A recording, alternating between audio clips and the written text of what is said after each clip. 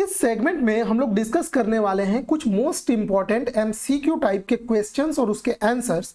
और ये जितने भी क्वेश्चंस हैं ये अव्ययी भाव समास से संबंधित हैं। और यहाँ पे जो हम लोग 25 प्लस क्वेश्चंस आज हम लोग डिस्कस करेंगे, ये सारे के सारे क्वेश्चंस किसी न किसी एक दिवसीय एग्जाम्स में पूछे गए हैं और आगे आने वाले जितने भी एक दिवसीय एग्जाम्स होने वाले हैं उन सभी एग्जाम्स के लिए ये क्वेश्चंस बहुत ही ज्यादा इंपॉर्टेंट हैं। तो जैसा कि टॉपिक है अव्ययी भाव समास, तो पहले थोड़ा सा हम लोग अव्ययी भाव समास के बारे में जान लेते हैं। देखिए अव्ययी भाव समास में क्या होता है, जो पहला पद होता है वो अव्यय होता है और वही पद प्रधान भी होता है। और इसी के साथ साथ जो पहला पद जो कि अव्यय होता है वह उपसर्ग का भी काम करता है। अब सवाल ये उठता है कि ये अव्यय क्या होता है। देखिए अव्यय जो शब्द है, अगर आप इसके शाब्दिक अर्थ में जाएंगे तो एक ऐसा शब्द जो व्यय न हो। अव्यय यानी व्यय न होने वाला, यानी परिवर्तित न होने वाला। तो एक ऐसा शब्द जो लिंग, काल या वचन के आधार पर परिवर्तित नहीं होता है उसे हम लोग अव्यय कहते हैं। जैसे प्रति हो गया, आ हो गया, यथा हो गया, ये सब इसका ट्रिक है अव्ययी भाव समास का। अब जैसे प्रति के साथ अगर मैं दिन लगा दूं तो बन जाएगा प्रतिदिन। अब यहां पे जरा ध्यान दीजिए, ये जो पहला शब्द है प्रति, ये उपसर्ग का काम कर रहा है और साथ ही साथ ये अव्यय भी है। प्रति जो है ये आने वाले अगले शब्द के लिंग, वचन और कारक पे निर्भर नहीं करता, ये परिवर्तित नहीं होता है। समझ में आता है? तो ये क्या है, एक अव्यय भी है। समझ में आया? तो ऐसे समास को हम अव्ययी भाव समास कहते हैं और इसमें प्रथम पद जो पूर्व पद होता है यही प्रधान भी होता है। जैसे आ के साथ अगर मैं मरड़ लगा दूं तो ये बन जाएगा आमरड़, आमरड़। तो ये भी यहां पे भी अव्ययी भाव समास है। जो आ है वो उपसर्ग भी है, साथ ही साथ अव्यय भी है और यही पद प्रधान भी है। इसमें जो उत्तर पद होता है, जो दूसरा पद होता है वो प्रधान नहीं होता है अव्ययी भाव समास में। समझ में आया? अब इसको हमारा और कॉन्सेप्ट क्लियर हो जाएगा जैसे जैसे हम लोग ये क्वेश्चंस देखने वाले हैं। समझ में आ गया ना? तो हम लोग आगे बढ़ते हैं। और हाँ, याद रखिएगा ये सभी वनडे एग्जाम्स के लिए ये सभी क्वेश्चंस मोस्ट इंपॉर्टेंट हैं। ये सारे क्वेश्चंस ऑलरेडी एग्जाम्स में पूछे गए हैं और आने वाले एग्जाम्स में हमेशा पूछे जाएंगे। क्वेश्चन नंबर 1 है प्रतिदिन में कौन सा समास है। तो मैंने ये आपको बता ही दिया कि इसमें अव्ययी भाव समास है। अगला क्वेश्चन है, ये थोड़ा सा ये समास का बेसिक क्वेश्चन है कि समास का अर्थ क्या होता है। देखिए समास का अर्थ होता है संक्षेप। दो या दो से ज्यादा पदों को जोड़कर जब हम उसका संक्षिप्त रूप बनाते हैं किसी नियमों के अनुसार तो वो होता है हमारा समास। ठीक है। नेक्स्ट है समास के पदों को अलग करने को क्या कहा जाता है। तो जैसा कि मैंने बोला समास क्या है, कुछ पदों को मिला के संक्षेप शब्द बनाना। अब अगर उन्हीं शब्दों को हम लोग अलग अलग पदों में तोड़ दें तो उसे हम लोग क्या कहेंगे, समास विग्रह कहते हैं।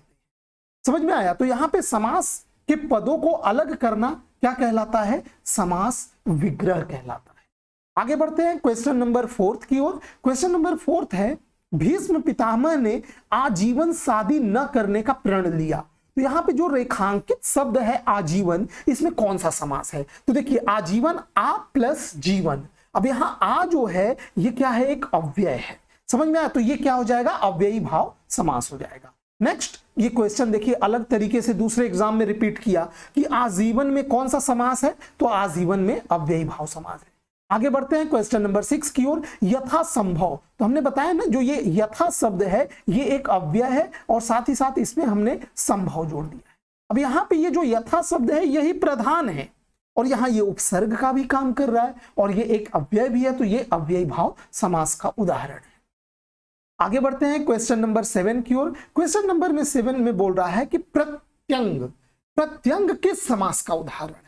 तो इसमें प्र जो है वो भी एक अव्यय है, तो ये भी अव्ययी भाव समास का ही उदाहरण है। नेक्स्ट क्वेश्चन नंबर 8, जिस समास का पूर्व पद यानी पहला पद प्रधान होता है उसे कौन सा समास कहते हैं। अब देखिए इसमें जो आपको ऑप्शंस दिया गया है उन ऑप्शंस के आधार पर इसमें अव्ययी भाव समास ही आएगा सही आंसर।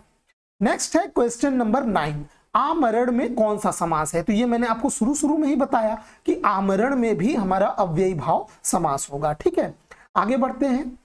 नेक्स्ट क्वेश्चन नंबर यहाँ पे 10 है प्रतिमान में समान, तो प्रतिमान को भी जब आप समास इसका विग्रह करेंगे तो यह आएगा प्रतिधनमान। तो यहाँ पे ये जो प्रति है ये अव्यय के साथ उपसर्ग यहाँ पे है और यही पद प्रधान भी है, तो ये अव्ययी भाव समास हो जाएगा।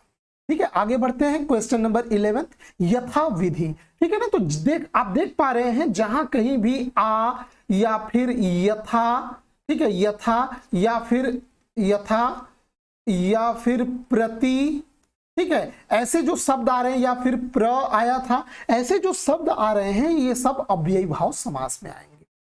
ठीक है, तो इसका भी आंसर हो जाएगा अव्ययी भाव समास। अब यहाँ पे रातों रात, यहाँ पे एक शब्द आ रहा है रातों रात। देखिए बहुत लोगों को कंफ्यूजन होगा कि ये रातों रात, ये तो समझ में नहीं आ रहा है, पर यहाँ पे ये अव्ययी भाव समास ही होगा। यहाँ पर रातों रात का जब आप लोग विग्रह करेंगे ना तो आएगा रात ही रात, रात ही रात। अब रात ही रात में ये जो पहला वाला रात है ना ये अव्यय की तरह यहाँ पे काम कर रहा है और साथ ही साथ यहाँ उपसर्ग भी है लगा हुआ है, तो रात ही रात, तो इस हिसाब से इसमें जो समास बनेगा वो अव्ययी भाव समास बनेगा। आगे बढ़ते हैं क्वेश्चन नंबर यहाँ पे 13, निम्न में से कौन अव्ययी भाव समास नहीं है। अब इसको जरा पहचानिए, तो कौन अव्ययी भाव समास नहीं है।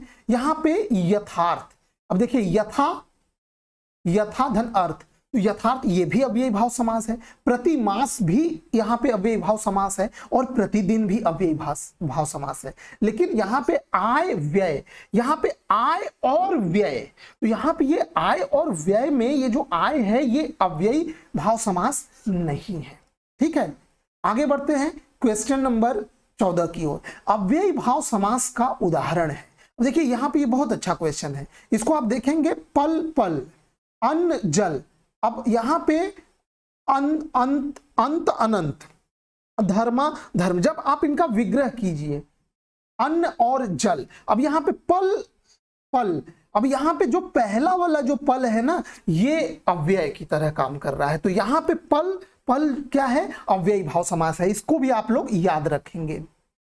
आगे बढ़ते हैं नेक्स्ट क्वेश्चन की ओर। तो नेक्स्ट है क्वेश्चन, यहाँ पे क्वेश्चन नंबर 15 है अनुरूप में कौन सा समास है। तो देखिए अनु प्लस रूप, अब यहाँ पे जो अनु है ये अव्यय की तरह काम कर रहा है, तो ये भी एक अव्ययी भाव समास का उदाहरण है। आगे बढ़ते हैं क्वेश्चन नंबर 16 की ओर। क्वेश्चन नंबर 16 में है सरासर में कौन सा समास है। तो सरासर में भी अव्ययी भाव समास ही है। आगे बढ़ते हैं क्वेश्चन नंबर 17, आजन्म में कौन सा समास है। तो आजन्म में भी आप देख पा रहे होंगे यहाँ पे अव्ययी भाव समास है। नेक्स्ट क्वेश्चन नंबर 18, चक्र पाणी दर्शनार्थ। अब इस पद में मान्य समास है, ये थोड़ा सा जटिल क्वेश्चन है लेकिन काफी इंटरेस्टिंग क्वेश्चन है। ये भी अव्ययी भाव समास का ही उदाहरण है। कैसे, देखिए अगर केवल चक्र पाणी रहता, देखिए इस क्वेश्चन को अच्छे से समझिएगा, अगर केवल चक्र पाणी रहता तो वो होता चक्र है पाणी में जिसके, तो ये बन जाता बहुव्रीहि समास। पर यहाँ पे ये जो दर्शनार्थ लग गया है ना, तो चक्र है पाणी में जिसके, उसके दर्शन के अर्थ में। ठीक है, तो ये जो दर्शनार्थ लग गया यहाँ पे ये क्रिया विशेषण अव्ययी भाव समास बता रहा है। ठीक है ना, तो ये शब्द यहाँ पे लगने के कारण ये अव्ययी भाव समास में, मतलब ये अव्ययी भाव समास हो जाएगा। अगर केवल चक्र पाणी रहता तब ये बहुव्रीहि समास हो जाता। ठीक है, आगे बढ़ते हैं क्वेश्चन नंबर, तो यहाँ पे ये आप लोग याद रखिएगा ये अव्ययी भाव समास है। नेक्स्ट है क्वेश्चन नंबर 19, यथाशक्ति में कौन सा समास है। तो ये बहुत ही ज्यादा ये पूछे जाने वाला क्वेश्चन है, यथाशक्ति में अव्ययी भाव समास होगा। नेक्स्ट है क्वेश्चन नंबर 20, धीरे धीरे। तो यहाँ पे भी जो पहला वाला जो धीरे है ना यही पद प्रधान है और ये अव्यय की तरह यहाँ काम कर रहा है। ठीक, तो यहाँ पे ये अव्ययी भाव समास बनाएगा। ठीक, नेक्स्ट है समास, इसमें भर पेट में समास बताना है। तो यहाँ पे ये जो भर प्लस पेट, यहाँ पे ये अव्यय है और उपसर्ग की तरह काम कर रहा है, तो यहाँ पे ये अव्ययी भाव समास होगा। नेक्स्ट है क्वेश्चन नंबर 22, यह पुस्तक हाथों हाथ बिक गई। तो हाथों हाथ में भी इस तरह के शब्द जो होते हैं हाथों हाथ, तो यहाँ पे हाथ ही हाथ, तो जो पहला हाथ आएगा ना ये यहाँ ये अव्ययी भाव समास इसको बना देता है। नेक्स्ट है क्वेश्चन नंबर 23, कौन सा शब्द अव्ययी भाव समास का उदाहरण है? अब यहाँ पे देखिए, यहाँ पे नवग्रह, तो नव आप लोग जानते हैं ये तो अव्ययी भाव समास बनाएगा नहीं, ये हो सकता है द्विगी, अगर नौ के अर्थ में ले तो द्विगु बना दे, और गांठ कर ये भी नहीं होगा, महात्मा ये भी नहीं होगा। अब यहाँ पे जो आमरण है ये यहीं पे ये आ धन मरण, यहीं पे ये इसको अव्ययी भाव समास बना रहा है। ठीक है, नेक्स्ट क्वेश्चन की ओर बढ़ते हैं। क्वेश्चन नंबर 24, निर्विवाद में कौन सा समास है? तो निर्विवाद में भी यहाँ पे ये जो निर आएगा ये इसको अव्ययी भाव समास बना देगा। ठीक है, आगे बढ़ते हैं। क्वेश्चन नंबर 20 तो 25 नहीं है, इसमें 24 ही क्वेश्चंस थे। ठीक है, तो यहाँ पे हमने देखा कि अव्ययी भाव समास के हमने ढेर सारे एग्जांपल्स देखे ताकि ये अव्ययी भाव समास का जितना भी क्वेश्चंस है ये हमारा कॉन्सेप्ट पूरा क्लियर हो जाए। ठीक है, ये सारे क्वेश्चंस मोस्ट इंपॉर्टेंट है आपके वनडे एग्जाम्स के लिए। ठीक, चाहे रेलवे का एग्जाम हो, चाहे आप बीएड का एग्जाम दे, चाहे यूपी ट्रिपल एससी का एग्जाम दे, चाहे किसी भी प्रकार का आप यूपी पीएससी या बीपीएससी ऐसे किसी भी आयोग का एग्जाम दे जिसमें हिंदी पूछा जाता है, तो वहां पे ये सारे क्वेश्चंस एग्जाम में आने की प्रबल संभावना है। ठीक है, तो अभी के लिए इस वीडियो में बस इतना ही। वीडियो देखने के लिए आपका बहुत बहुत धन्यवाद।